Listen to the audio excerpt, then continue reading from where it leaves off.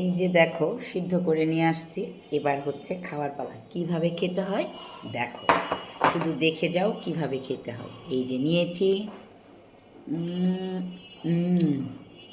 Heavy মজা। বুঝছো, এই যে কিন্তু ভিতরে কিন্তু মটর পোলা দেখো। হ্যাঁ দেখি কি অবস্থা। খাও। তো ছুলে খেলে ভালো লাগবে আর কি। তোমার তো বাদামও ছুলে দিলে খেতে মজা লাগে। টুকরাগুলো যদি বাদাম ছুলে খাবো না, বাদাম ছুলে এত গুলি করে দিলে সে খাইতে পছন্দ করে, কিন্তু আমার এইভাবে খুব খাও খাও। পছন্দ। খাওয়ার প্রথম খাবো, পরে নিচে যেগুলো জমা থাকবে ওগুলো আমি খাবো।